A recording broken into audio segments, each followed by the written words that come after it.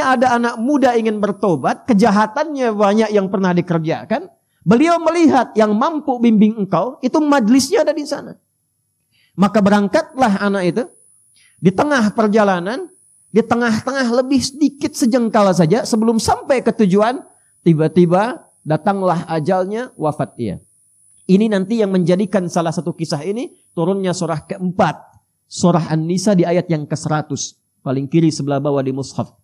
Wa may yuhajir fi sabilillah yajid fil ardi muraghaman katsiran wa was'a. Wa may yakhruj min baitihi. Ya, ini kalimat pentingnya nih. Catat baik-baik. Wa may yakhruj min baitihi muhajiran ila Allah wa rasuli thumma yudrikuhul maut faqad waqa'a ajruhu 'ala Allah. Siapa yang berniat hijrah memperbaiki diri sampai ke tempat dia belajar, masih ada ajal dia berkehidupan, merubah dirinya, maka Allah akan ganti semua yang buruk-buruk rezekinya, keberkahan di rumahnya, perilaku dia yang kurang baik akan dirubah oleh Allah, semuanya berkah dan jadi baik. Karena itu kalau antum datang ke majelis ilmu, cirinya bukan sekedar bertambah ilmu, tapi ilmu yang antum pelajari merubah antum menjadi lebih baik. Jadi termasuk ahli Quran. Saya dengar di sini sebulan ada khataman Quran. Ciri berhasilnya bukan berapa banyak yang dibaca. Quran surah ke-35 Fatir di ayat yang ke-32. Thumma awrasnal kitaba alladhina istafaina min ibadina faminhum zalimun li nafsihi wa minhum muqtasid wa minhum sabiqun bil khairati biidznillah. Dzalika huwal fadlul kabir. Orang yang berhasil menjadi ahli Quran, kata Al-Quran, adalah orang-orang yang menjadikan Quran yang dia baca, dia hafalkan, mampu merubah dia menjadi lebih baik. Jadi kalau antum belajar, masih ada kehidupan, ilmu yang kita pelajari, menambah wawasan, mendekatkan diri kita dengan Allah. Imannya naik, ilmunya bertambah, perilakunya berubah. Itu yang akan diangkat derajatnya oleh Allah Subhanahu wa taala. Quran surah ke-58 di ayat yang ke-11. Yarfa'illahu alladhina amanu minkum walladhina utul ilma darajat.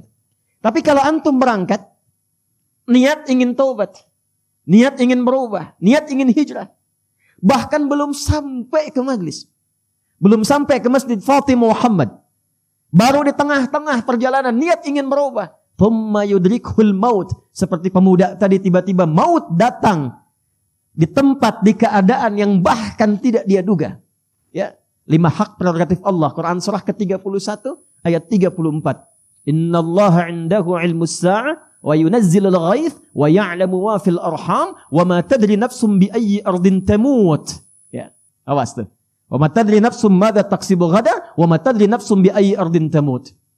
Tentang kiamat terjadinya kapan, detiknya, harinya, menitnya, jamnya. Pengaturan tentang cuaca, tak ada kepastian cuaca, yang ada perakiraan cuaca. Apa yang akan diatur di alam rahim? Tentang lahirnya, qadanya, qadarnya, jenis kelaminnya dan sebagainya. Apa yang terjadi kemudian dan kapan dan di mana, serta kita akan kembali pada Allah Subhanahu wa taala. Wafat di pertengahan, kata Allah, saya terima niatnya, diterima niatnya, digugurkan dosanya, diterima taubatnya, dan langsung langkahnya menjadi pahala awal baginya. Kebayang enggak? Dosanya gugur semua tuh dengan niat taubatnya. Lalu dia melangkah, langkahnya itu dihitung sebagai pahala awal. Jadi dosanya gugur, amalan dia ada, cuma langkah aja. Nah itu ya yang terjadi pada anak muda tadi. Di pertengahan dia bertaubat, dia istighfar tuh. Astagfirullah, astagfirullah, astagfirullah. Itu menggugurkan dosanya. Ya. Jadi yang diperbanyak tuh istighfarnya. Begitu dia istighfar, dosanya gugur, di tengah-tengah lebih selangkah sudah punya amalan. Maka ketika dihitung, amalannya sudah muncul, dosanya gugur, faqad waqa'a ajruhu 'ala Allah. Ditetapkan oleh Allah punya pahala, masuklah ke dalam surga. Terlepas dari itu semua, kita akan satukan semua pembahasan itu dalam apa yang telah kita dapatkan tadi, sumber utamanya, supaya tak keluar dari Quran dan Sunnah dan antum tidak bisa mendebat. Kita ambil Quran, hadis, Quran, hadis, Quran, hadis. Ya, mendebat Quran berarti mendebat Allah, kufur. Mendebat hadis, mendebat Rasulullah sallallahu alaihi wasallam, bermasalah. Baik, kita kembali dulu pada suasana yang pertama. Hadisnya nomor 163, Kitabul Iman, Sahih Muslim. halaman 77 paling kiri sebelah atas. Bismillahirrahmanirrahim. Hadis yang pertama saya ambil dari sahabat Abu Hurairah radhiyallahu taala anhu, kemudian dikuatkan nanti oleh Imam Malik bin Anas. Anas bin Malik. Qala haddatsana qala an Anas bin Malik radhiyallahu taala anhu qala inna Aba Dzar yuhaddithu. Kata Anas bin Malik radhiyallahu taala anhu, sahabat kami Abu Dzar Al-Ghifari. Abu Dzar Al-Ghifari ini nama aslinya Jundub bin Junadah. Jundub bin, bukan Junub, Jundub. Jundub bin Junadah. Biasanya berteman kalau meriwayatkan hadis dengan Mu'adz bin Jabal. Dua-dua ini kompak nih. Duet, sering duet meriwayatkan hadis.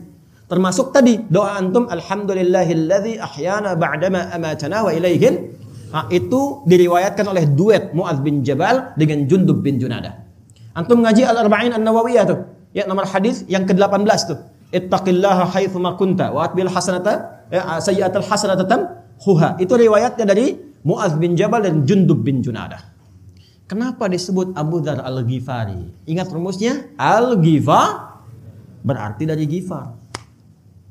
Ghifar itu kampung begal. Ingat tuh. Jadi sekampung begal semua. Nah, di antara pemimpinnya Jundub ini. Singkatnya, ada kilatan yang masuk ke hatinya mengatakan, mau sampai kapan jadi begal? Dan itu pasti, selalu ada itu kilatan itu. Jadi Allah tuh dengan sifat rahmannya tidak membiarkan seorang hamba berkehidupan kecuali mendapatkan bagian dari hidayahnya. Itu yang dimaksud Quran surah ke-29 di akhir ayatnya. Walladzina jahadu fina lanahdiyannahum subulana. Kenal Firaun? Ayo bilang kenal ya. Firaun Firaunnya. Firaunnya. Nanti babnya lain lah ya. Babnya lain lagi. Pokoknya banyak zalimnya tuh. Ngaku Tuhan. Ya kan? Genosida. Macam-macam sekali. Itu tetap oleh Allah diberikan hak yang sama. Dikirimkan langsung dua nabi. Musa dan Harun. Ini menunjukkan setiap hamba akan mendapatkan kesempatan, peluang untuk kembali mengingat Allah subhanahu wa ta'ala. Jundub ada kilatan. Ini rumusnya. Begitu berpikir kapan akan berakhir. Dapat info ada seorang mengaku nabi di Mekah. Nah ini fikih nih ya, fikih taubat nih. Jadi kalau antum sedang tergerak ingin bertobat, jangan ditunggu, cepat lakukan. Fikihnya Jundub. Ya, maka apa yang beliau kerjakan? Langsung disambut kilatan hidayah itu, berangkatlah ke Mekah. Pandangan pertama berjumpa dengan Rasulullah sallallahu alaihi wasallam. Melihat wajahnya saja, belum bicara, lihat wajahnya, langsung tersentuh hatinya, kenanya jiwanya. Ini udah rumus nih. Sentuhlah ia tepat di hati, maka ia akan jadi milikmu untuk. Gimana caranya lihat orang langsung kesentuh jiwanya? Baru lihat tuh. Maka nggak tunggu lama beliau bersyahadat. Kata beliau, ya Rasulullah, berikan saya tips pesan singkat. Kata Nabi, pulang dulu, belajar yang betul, baru ingatkan kaum. Atau kama qala Rasulullah SAW. Kata beliau, saya nggak akan pulang sebelum saya mendeklarasikan keislaman saya di sini, depan Ka'bah. Kata Nabi, jangan kau lakukan. Orang-orang belum paham, kau bisa disakiti.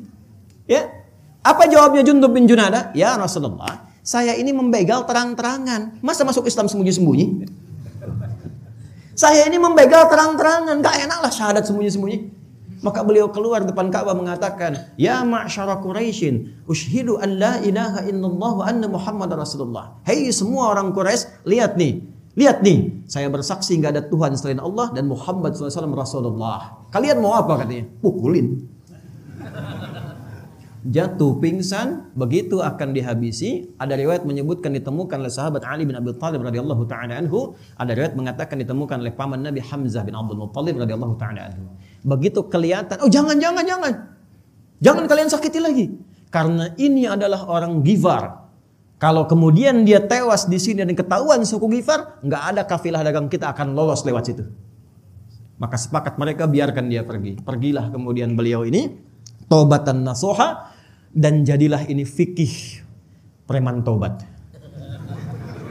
Jadi sinetron preman pensiun. Dan jadi bab kurikulum preman jadi ustad. Karena kembali kemudian ke Ghifar, jadi da'i di sana sampai kelak Madinah dihebohkan dengan langkah kaki dag digdug dag digdug dag digdug. Ternyata Jundub bin Junadah membawa hasil pendidikannya, berangkat kemudian ke kota Nabi sallallahu alaihi wasallam, membawa rombongan dari Ghifar sudah pada masuk Islam, bedol desa masuk Islam. Kekuatan satu orang ini. Sahabat Nabi dulu begitu, as-sabiqunal awwalun itu 40 orang. Tapi mereka berpencar kemanapun, membawa magnet keislaman yang kuat.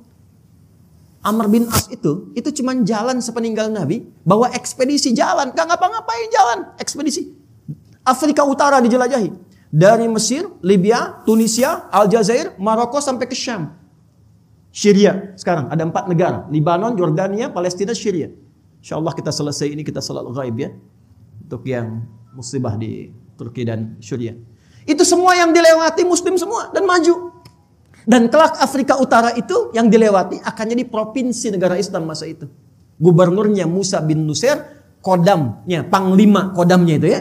Itu panglima namanya Tariq bin Ziyad. Satu kekuatan panglima ini bisa membuka wilayah Iberia, dikenal dengan Andalusia, wilayah Portugal dan Spanyol sekarang ini, dan punya peradaban Islam selama 7 abad ada di situ.